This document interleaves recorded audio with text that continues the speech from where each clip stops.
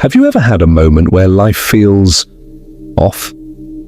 Like the air is too still, the rhythm of the world too perfectly in sync, or a passing stranger's gaze lingers for just a second too long?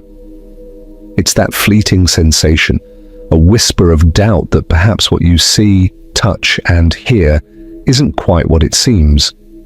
A glitch in the matrix, as some would call it? But what if that feeling isn't just the product of an overactive imagination? What if it's something more, a breadcrumb guiding you toward the ultimate question? Is this world real, or are we living in a simulation? I remember one afternoon vividly. I was sitting in a corner of my favorite cafe, surrounded by the warm aroma of freshly brewed coffee and the hum of soft conversations. The sunlight streamed through the tall windows, casting golden patterns on the wooden floor. It was one of those rare, picturesque moments when everything seemed just right. Too right. A scene so harmonious it almost felt curated, like it had been designed for maximum aesthetic appeal. I couldn't shake the nagging unease, a faint sense that I was a character in someone else's story. It was then that my phone buzzed, drawing my attention to an article. The headline read, "Are we living in a simulation?" The piece was about Nick Bostrom's famous hypothesis. The theory suggests that if a civilization becomes advanced enough, it might create highly sophisticated simulations of its own ancestors, essentially virtual realities indistinguishable from true existence. As I read, I couldn't help but feel a chill. It seemed absurd on the surface, like science fiction taken too seriously. But the logic was disturbingly plausible. Think about it. Everything we experience, our senses, our memories, our emotions, comes from signals interpreted by the brain. If a program could replicate those signals, mimicking the texture of wood beneath your fingertips or the sharp bite of winter air on your face, how would we ever know the difference? The table before me, the sound of the barista's laughter, the bitterness of the espresso on my tongue. What if all of it was just an elaborate illusion crafted by some incomprehensibly advanced software? My mind wandered further. I scanned the room, watching the people around me. A man in a suit typed furiously on his laptop, his movements almost mechanical. A woman adjusted her scarf, the gesture fluid and natural, but was it? For the first time I wondered, were they real? Was I? As the thought spiraled, it took on a deeply personal dimension. If the world was just a simulation, then what did that make me? Was I merely an avatar, a programmed entity following a predetermined script? Or was there something within me, something intangible, uncodable, that existed beyond the simulation? The questions clawed at my sense of self, unraveling the foundation of everything I thought I knew. My gaze settled on the cup of coffee in my hand. I studied its shape, the way the ceramic reflected the light, the faint steam rising from the liquid. I tapped it gently with my fingernail, listening to the faint clink. Real enough. But then, if the simulation was flawless, wouldn't it feel this real? The thought was maddening. It wasn't just curiosity now, it was existential terror. If my reality could be a lie, then what could I trust? Who or what was I truly? But as the panic began to take hold, another thought emerged, quieter but more profound. If this was a simulation, then what was its purpose? Who had designed it, and why? Was it a test, an experiment, or something entirely beyond human comprehension? My mind flickered back to a conversation I'd had with a friend years ago. He was a devout meditator, deeply immersed in spiritual philosophy. Once during a discussion about reality, he'd said, "What if life is like a dream? When you're dreaming, everything feels real, the people, the places, the emotions. But when you wake up, you realize it was all an illusion. What if this life is just another dream, and enlightenment is simply waking up. At the time, I'd brushed it off as poetic mysticism. But now his words resonated with a new and haunting clarity. As I sat in that cafe, the weight of the idea settled over me. If this was all a simulation, it wasn't just a question of science or technology, it was a question of meaning, a question of self. And in that moment, for reasons I couldn't quite articulate, I felt both terrified and oddly liberated. What if the very illusion of reality was the point?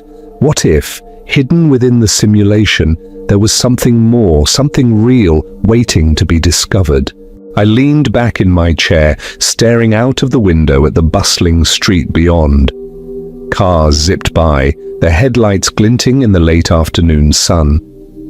Pedestrians hurried along, caught up in their own worlds, unaware, or perhaps unconcerned, by the question that had seized me. For them, life was simple: work, family, dreams, and routines. But for me, in that moment, it was as if a veil had been lifted, revealing an unsettling yet strangely beautiful truth: the possibility that everything I knew was an illusion. And yet, wasn't there also comfort in the idea? If life was a simulation, then perhaps its imperfections weren't flaws, but deliberate designs, challenges meant to teach and shape us. The thought lingered as I finished my coffee, its bitter taste grounding me in the moment. For now, the answers remained elusive, but one thing was clear: the question itself had irrevocably changed the way I saw the world and myself. The article I'd read had laid out several hypotheses.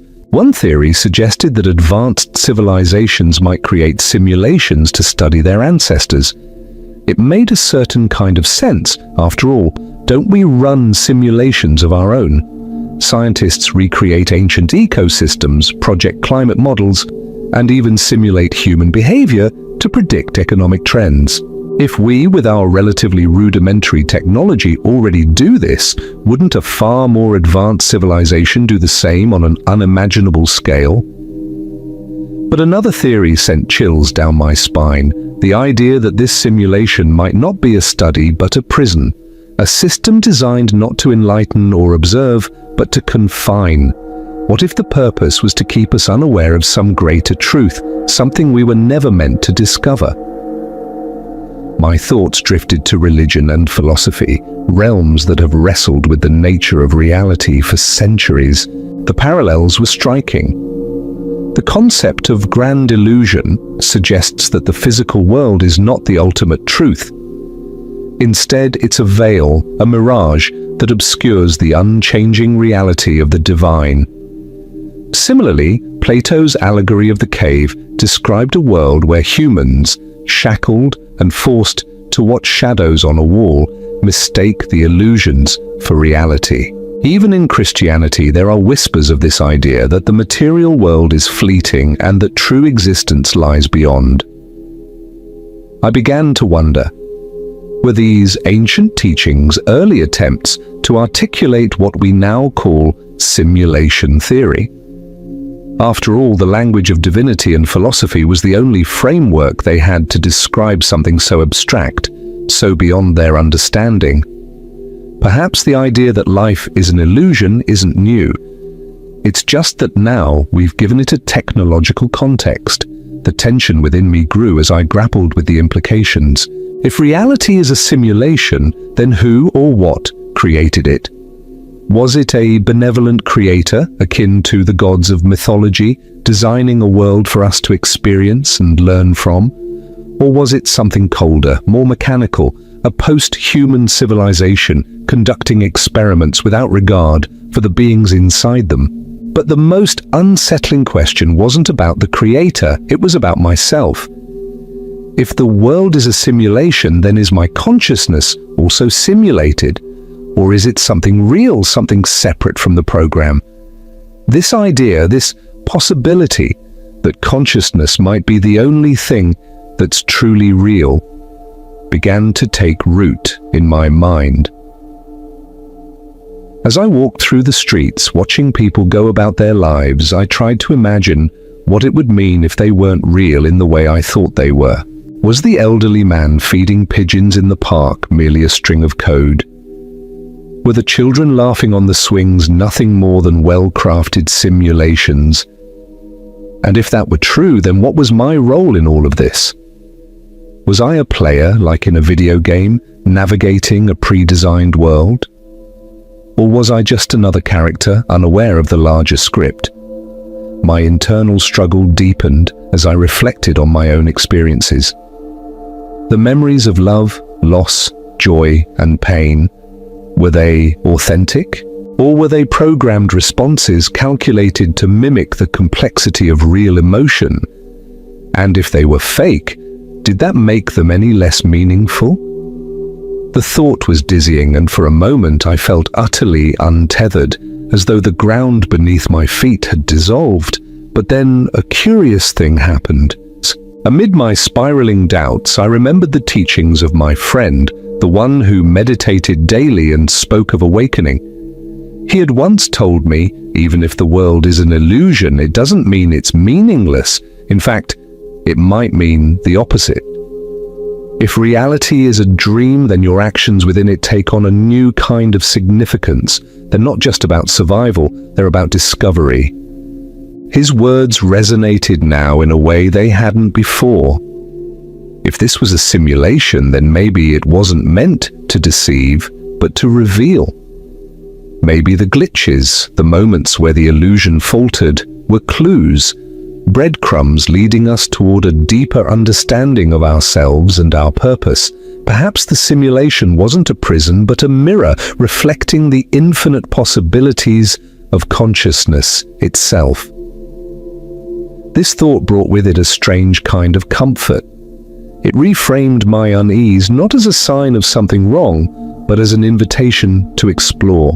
If reality was indeed an illusion, then what lay beyond it? And if the world was a simulation, then what was it trying to teach me? As I reached my apartment, the sunset bathed the city in hues of gold and crimson. For a moment, I stood still, watching the sky transform. The beauty of it was undeniable, whether it was real or not. And in that moment, I realized something profound. The question of reality's authenticity mattered less than I thought. What mattered more was how I chose to engage with it. Whether it was a simulation or not, this world, the one before me right now, was my reality. And that meant it was worth exploring, questioning, and living full. My unease hadn't disappeared entirely, but it had shifted. The fear of the unknown was still there, but it was joined by something else, a sense of wonder. The question remained unanswered, but perhaps that was the point. Perhaps the journey, the search for meaning, truth, and connection was the real purpose all along. At this point, I had spent days, weeks really, wrestling with the concept of the simulation. It was an intellectual puzzle that felt more like a personal journey. The more I dug into it, the more I realized that it wasn't just about technology or philosophy, it was about consciousness. What is consciousness, really? Is it something that exists independently of the world, or is it simply a product of the simulation we're living in? Let's imagine for a moment that we are, in fact, living in a simulation. This opens up a profound question. Does our consciousness, the very thing that allows us to think, feel, and experience the world, also exist outside the simulation, or is it part of it? If our thoughts and emotions are simply responses to stimuli, just like a character in a video game reacts to its programming, then where does the real us reside? Is there an essence of consciousness that transcends the simulation, or is our perception of self just another line of code? As I pondered this, a thought struck me.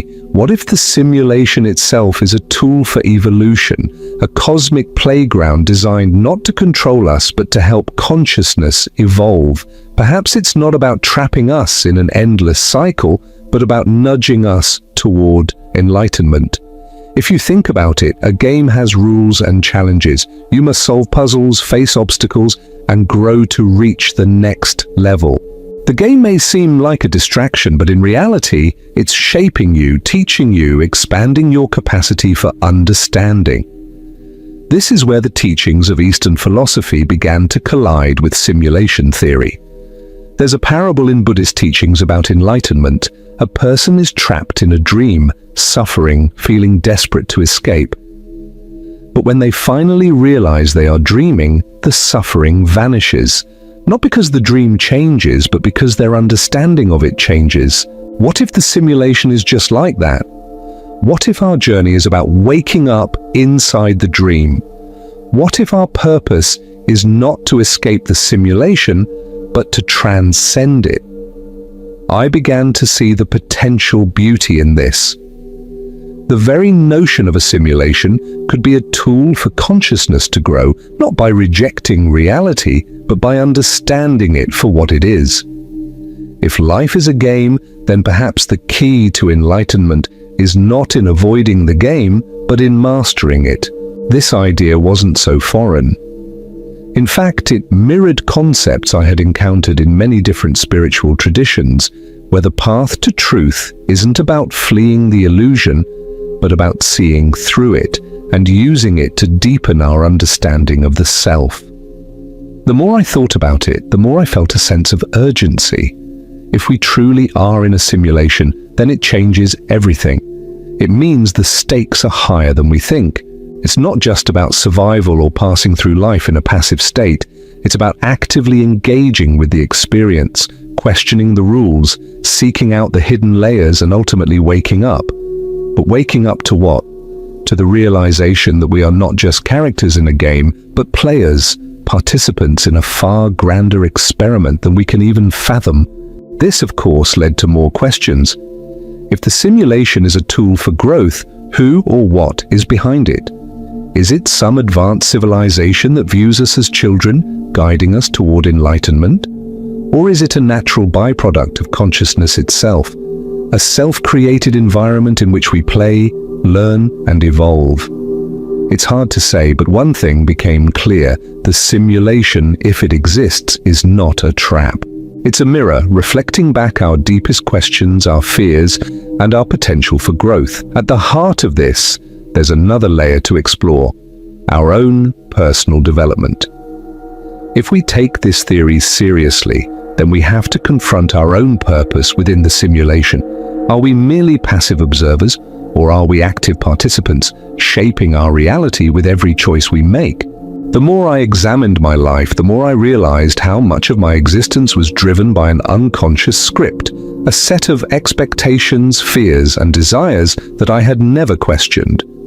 If I were in a simulation, then perhaps the task was not to live according to these preset patterns, but to break free of them, to become aware of the illusion and start creating my own story.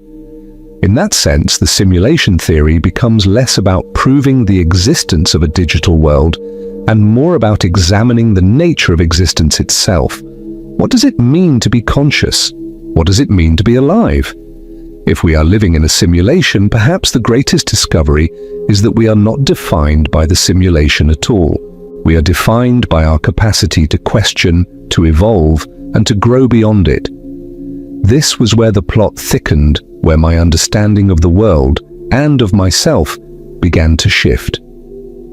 It wasn't just about contemplating the nature of reality, it was about how I lived within that reality. The challenge wasn't in accepting the simulation, but in engaging with it in a way that allowed for growth, for depth, and for meaningful change. I could see now that if this world was indeed a simulation, then it didn't diminish my existence. If anything, it elevated it. The purpose wasn't to escape, it was to wake up, to become conscious of the illusion, and to use that awareness to craft a richer, more intentional life. As I sat with this realization, the urgency I once felt began to dissolve. It wasn't about rushing to find the answer, it was about embracing the questions.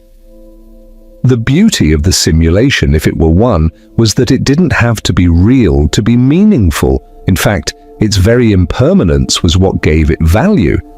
If it was all a simulation, then I had nothing to lose and everything to gain. As I sat back and took in the enormity of what I had been considering, one thing became painfully clear. The real question isn't whether the world is a simulation or not. It's about how we engage with the world. Whether it's real or fake, illusion or truth, we are still here, still experiencing it. And in that experience, we have the power to create meaning. That perhaps is where the true beauty lies. It's easy to become consumed by the idea that if this world is a simulation, then nothing matters. If our entire existence is just a program running on some advanced computer, then what's the point? Why bother with love or pain or effort if it's all just a fabricated reality? But here's the thing, the very fact that we are asking these questions, pondering the nature of existence, the meaning of life, means that we are something beyond the simulation. We are consciousness itself, questioning, searching, evolving. That, to me, is the most profound truth of all. In that sense, the simulation theory doesn't diminish us, it actually elevates us. If we are in a simulated reality, then we are participants in a grand experiment. The stakes may not be what we thought, but that doesn't make our choices any less meaningful. If anything, it adds a layer of responsibility.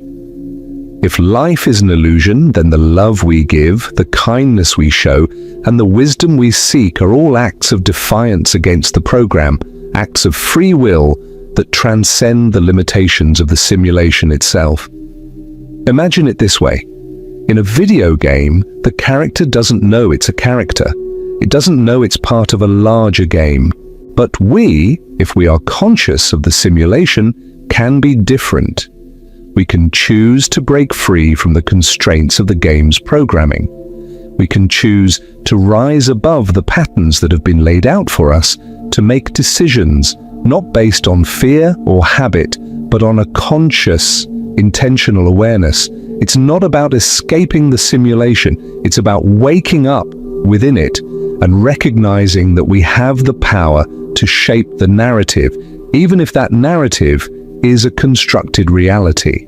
This brings us to the final question. If this world is a simulation, does it mean nothing matters? Or does it mean everything matters even more? Perhaps if this is a simulation, it doesn't invalidate the importance of our choices. Instead, it might make them even more significant.